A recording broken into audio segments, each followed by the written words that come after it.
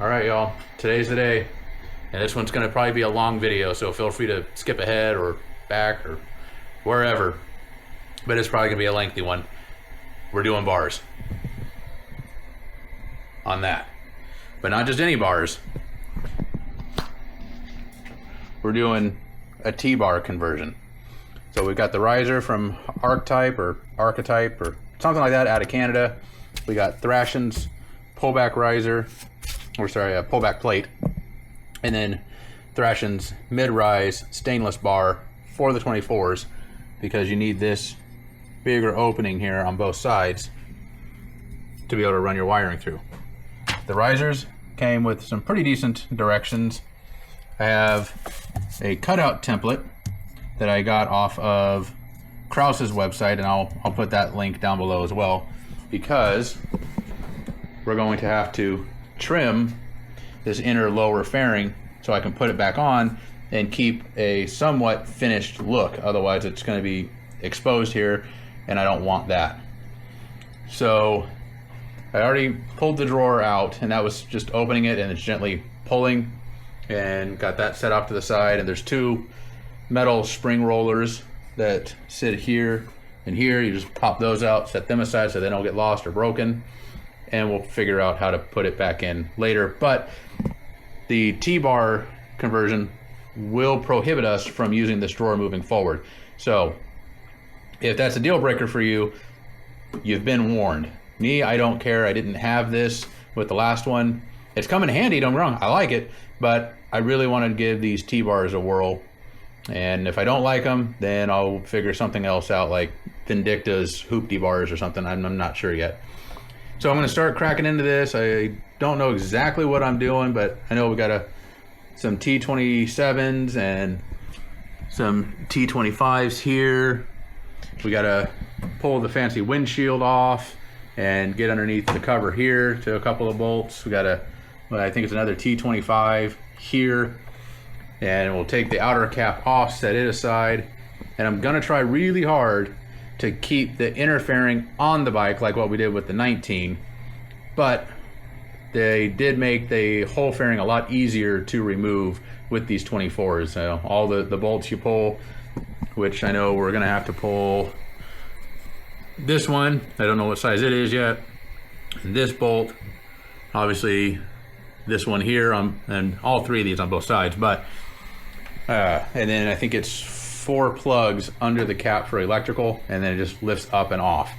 So we'll see. I'll figure that out when I get there. So I'm gonna start by pulling bolts behind the mirror, underneath, and everything else.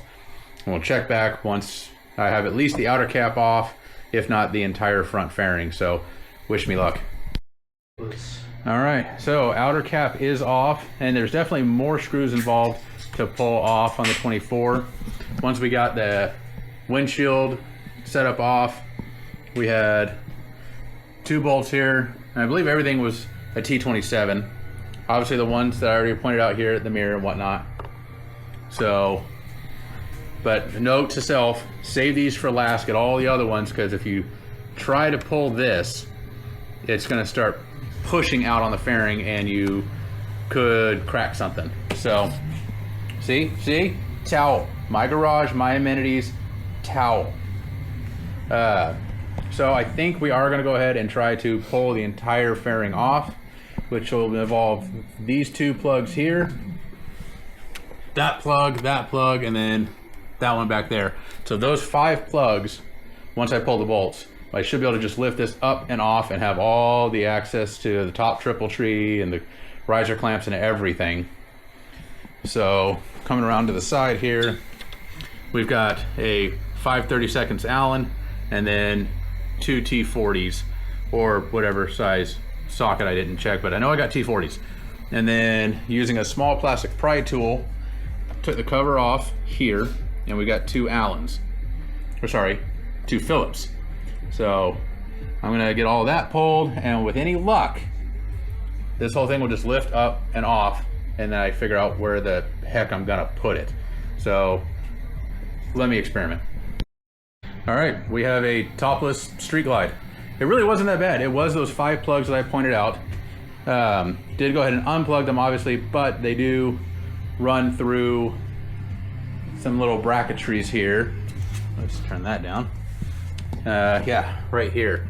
That I was gonna take these off, but said screw it, just clip the zip ties. So when we put it back on, we'll just zip tie those plugs right back up to these 3 points here. Call it good. It was easier to clip a zip tie and replace it than to try to remove this. Take a picture before you take it apart. I do, yeah, you're right. Take a picture. But it was easy. An extra set of hands was nice because I was able to lift it up and walk away while somebody spotted the cables to make sure everything came out. So yeah, this is where we're at. Everything for our bars right here. So I'm gonna go ahead and drop our perches. You get to our clamshells, unplug everything. It's real simple. Probably got some T25s or T20s right here, and then some T20, I'm guessing T27s here. This will all come off. We'll just kind of lay these our levers down, and then we'll open up this our riser clamp, take our bars off, and I think, yeah, we're gonna go ahead and have to pull our top triple tree. So I'll fill you guys in on that when we get there, but I'm gonna start with clamshells, unplugging, hanging, and then riser clamp, so we just kind of keep gaining access. So, but for all those interested, it's not that hard to take off, and these look weird without the fairing. So anyway, we'll be right back. All right, so with the bars off, we're gonna go and tackle our triple trees here. So your clutch and brake, they are secured here with this T25, I believe it was. So we just released that, kind of let them keep hanging. Unplug your ground from here, and then with a 1/4 inch, we loosen that pinch bolt, that pinch bolt, and that pinch bolt, and then with a, I believe it was it's a T40. There was this that's sitting right in the neck stem. Just pop that out, set it aside, and then our triple trees come off. Take over the workbench, and now we've got some 3/4 inch bolts here. Gonna crack loose and get those little baby wannabe risers out of there and fit our new 5.5 inch Archetype risers. So let me set you guys down, crack these loose. We're gonna get our old rubber bushings out of here, since our kickback plate comes with solid bushings. So I did purchase a set of solid bushings that apparently I don't need, so I'm just gonna go and keep them. But yeah, the Thrashin pullback plate does come with solid risers. So I'm gonna crack it on here, get those rubber bushings out of there, get our pullback plate on, get our riser on, get everything torqued, and I believe our pullback plate is 60 foot-pounds and our riser is 50. I do have it written down because I needed to. And when we come back, we should actually see the triple trees, riser, and everything on the bike, and the bars are already done. These of the bars that we've done have been by far the simplest. We didn't need string or fishing line or nothing. They just went right through. So perks to mid bend, low bend bars versus ape hangers, and especially those meat hooks. So sit tight. This should only be a few minutes for me, and even less for you. Progress made. So kickback's on. Between the kickback and the triple tree was 50 foot-pounds on these bolts, and between the kickback plate and the riser was 40. So, and the bolts that came with the Thrashin kickback plate for the riser did work with Archetype's risers. So that was a bit of good news. Now I am dealing with a minor issue that there was a ground wire here plugged into the original, or bolted into the original riser. There's nowhere on Thrashin's kickback or Archetype's riser for me to bolt this wire into, so I'm going to bolt it into the lock there and hope that I don't have any issues. If I do, I'll let everybody know, but everything is torqued back down to, you know, elbow spec. You know, I gave it at least one UGA, maybe half a DUGA, and we'll call that good.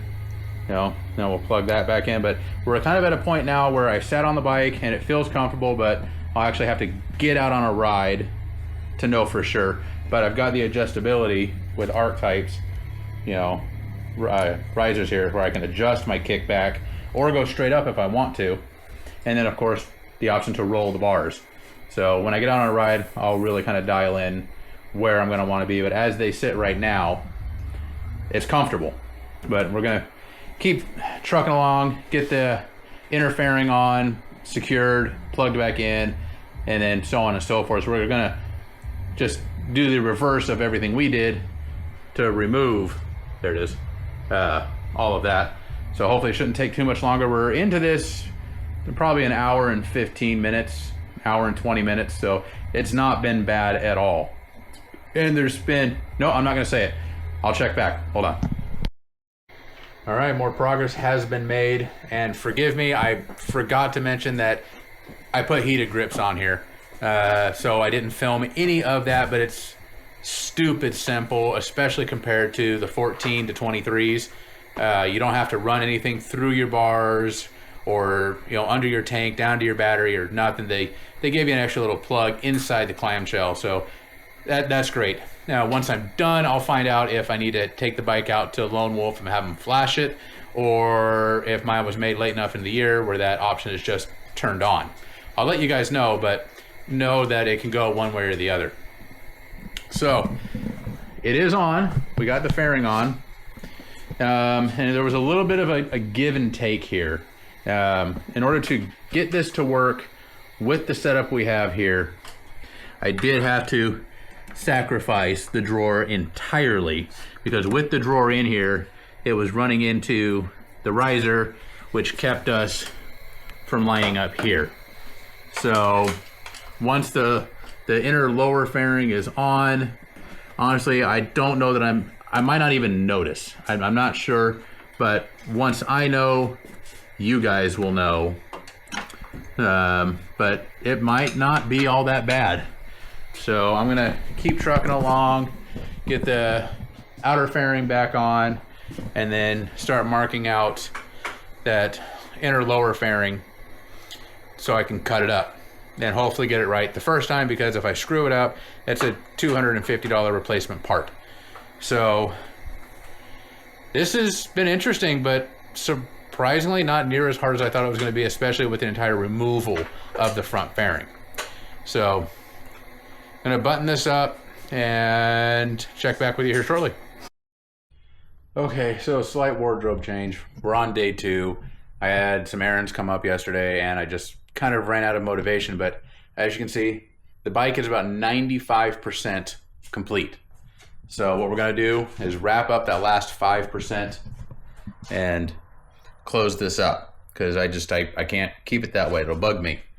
So, like I said earlier, up at Krause's website, they have a template that you can print out, fold, and then lay across that lower inner fairing. And when you do, it'll look something like that. Make sure that's in focus there. So that tells me where I'm going to cut, so that way it ends up looking like these diagrams here. So got my handy little rotary tool, roto zip thing. I have no idea if this is going to work. I've never used this, but we're going to find out today. And hopefully I get this right on the first try and I don't have to either live with it or spend $250 on another one of these and hope I get it right the second time. So let me focus and try to get this right, and we're all gonna find out whether or not I succeed. Hold on. All right, she's in. And it wasn't the prettiest cut. I could have done a lot worse, but note to self, Krause's template is probably better designed for their own risers. So I do have some gappage, you know. I can get my fingers in here. That could be tighter. I mean, if I'd brought that over another ½ inch, 5/8, I think I would have liked it a little bit more. Down here is just, I took out just enough material to get it in. You know, got the center cap on. That was very, very tight. And then I got the same gap over here. So if I had to do this again, I would definitely use the template, but on the right and left sides, if you're gonna use the archetype risers, definitely bring those side measurements in about a ½ inch. And then I think I came down probably another inch towards the bottom. Took out a lot more material than what their template showed. But at least it got me in the ballpark. You know, I'm not upset about it. I wouldn't say I'm especially thrilled, but I know it could have been far worse. So I'm still gonna count it as a win. I like it, and it does kind of keep with that stock finished look. So we'll see how it ages. You know, maybe it grows on me a little more, maybe it doesn't. Maybe I come up with another option to put my drawer back in and not just have a gaping hole in my fairing. I don't know. But overall, I mean, they look good, I think. I mean, and of course, I mean, they're all our own bikes. We all have our own opinions. But, you know, let me throw a leg over and kind of give you a POV shot here. So, all right. Now, mind you, I'm 5'9". I've got a 28-inch inseam. And you guys are right up here at my eye level. And I can still see the screen just fine. So, yeah, that's gonna work. So, I'm happy with that. Let's see if I can't get off this without knocking it over. So I always worry about that. All right. So for anybody wondering, 5.5 inch risers, 4-inch mid bend, mid rise bars. On a street glide, you still have full view of your infotainment. Now you probably could, I probably could have gone with a 6-inch, say either from Kraus or Thrashin or something, but I was just really worried that I was going to impede on the view of the infotainment. But at 5.5 inch riser, it does not. Now, one thing I will say about these archetypes, I don't know if that's going to come through, but you know, this kickback is adjustable. You know, you pull the one bolt on either side, lift it up, knock it forward, and then run your bolts back in. It has a little pin and socket setup down in here that it locks into place. So it's not gonna ratchet here. So I appreciate that. That's good thinking, because you know, you never know. Some people want it straight up. Some people need a little bit more of a kickback than others. Me, I just went one notch back from straight up, and they fit great, you know. So I said, I'll get out on a ride eventually, and you know, kind of see if I need to adjust anything, you know, as far as, you know, the way the bars are set. And of course, the mirrors, we all know I'm going to spend, you know, a long time dialing those back in. But, you know, we got the grips back that we had on the 19, the brain fart adversary grips. They are heated. I did save my adversary mirrors from the 19, put those back on here. Did pull the mirror before I put the outer cap on. Now, I did have to order a new plug, and hopefully that'll fit on the first try, because I can't have that there. But the heated grips, I did try them out, but I gotta get to Harley. Shocking. Yet again, manufacturer nickel and diming us on our expensive ass bikes. Just turn the damn feature on. It's not that freaking hard. But anyway, before I go off on a tangent. So, like I said, I know this is probably a longer video than normal, but you know, I really wanted to touch on doing bars on one of the new street glides, because everybody's doing road glides, and let's all be honest, it's way easier on a road glide, especially the new ones. But I still groove the Batwing. I groove the T-bars. I'm super excited to get out for a ride and see what I think. So hopefully I like it. But it's starting to come together. Now I just need, you know, DynoJet to, you know, hurry up with the tunes so I can get air cleaner on this and get it tuned and, you know, fatten it up a little bit, because I'm sure it's running lean, especially, you know, with the new pipes I got on there. So if you have any questions at all about what I did, or if I left something out, or just want clarification on something, let me know. You can email me, you can drop it in the comments. I believe the email is buffalosgarage@gmail.com. It's in my channel description. Feel free to email me if you've got questions and don't want it to be in the general comment section. Maybe you're don't want to get razzed, you know, and I'm never going to make fun of you for asking what some people would deem a stupid question. So, and I'm sure I'm going to catch some crap over putting T-bars on a street glide, but you know what? I don't care. I'm trying something new. Have you? Anyway, that's all I've got. I think I'm actually out of projects for the street glide, so we might maybe get back to the Springer for a project or something before everything gets put away. So, all right, y'all, take it easy, and we'll catch you next time. See ya.